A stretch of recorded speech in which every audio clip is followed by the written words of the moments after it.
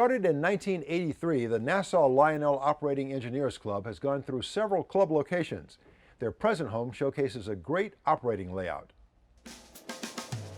What happens when model railroad enthusiasts decide to return to their toy train roots? The result can be astounding. That's exactly what happened back in the early 1980s to a group on Long Island.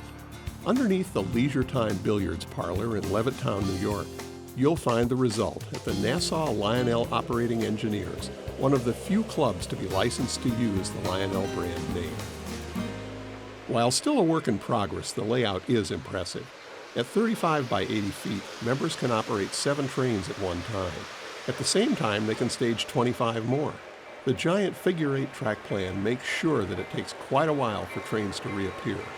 There are 4 main lines, all of which connect to large yards. Generous clearances allow ample room for scenery. However, all this didn't happen overnight. The conceptual design in terms of the number of main lines and the overall look of the layout was developed by the members, and then we gave that input to Don Carter for him to put it into a formal track plan. We needed help with things like elevations and the complexity of making everything that we wanted fit into the space we had. While many layouts allow for continuous loops, the club wanted to be able to move trains from one to another. As a result, the idea of having large yards came into being.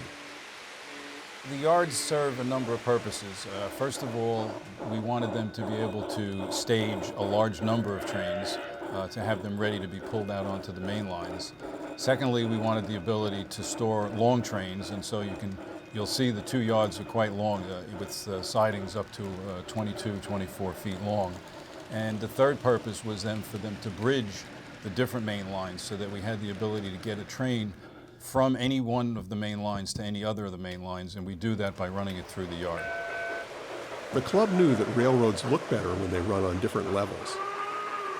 Given the size of this layout, we felt that we had the room to do lots of things, and we wanted a fairly sizable mountain scene area in the center of the layout to separate the 2 sides, and that gave us the ability to have a large mountain area with lots of bridges and tunnels, and to have the effect of trains disappearing into the tunnels and coming out on another part of the layout after a long period of time.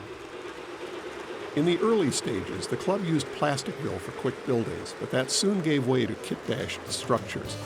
But that didn't mean that those Lionel accessories would be phased out. The club knew that the animation would be popular with their visitors.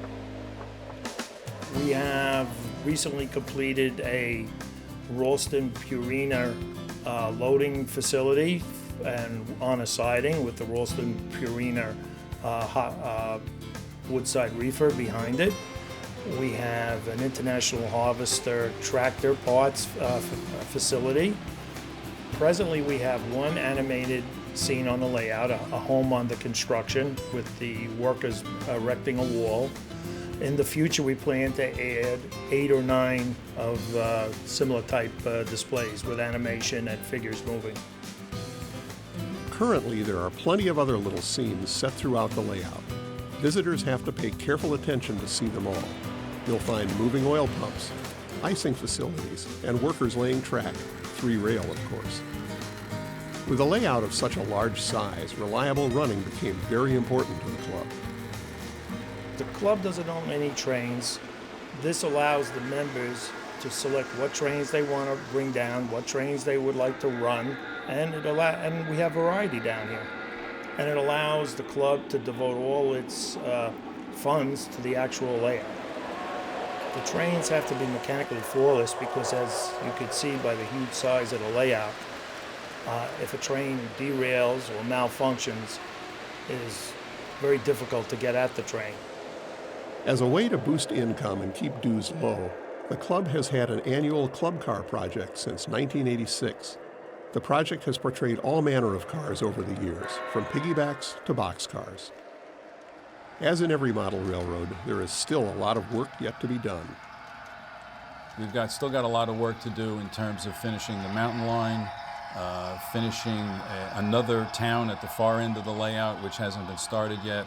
So there's still a fair amount of work to do, but by the time we're done, we'll have 2 fairly large towns one at each end of the layout, and lots of operating capability across the board. Rather than hide their endeavors underground, the club welcomes visitors at their open houses. Not only do the public displays delight, they also attract new members. Hopefully that will generate some more interest in membership in the club, because they can actually come down and see the layout in operation and what fun it is to play with toy trains. The Nassau Lionel operating engineers are usually open to the public between Thanksgiving and Christmas. Stop in and see a Lionel layout that has been going strong for over a quarter of a century.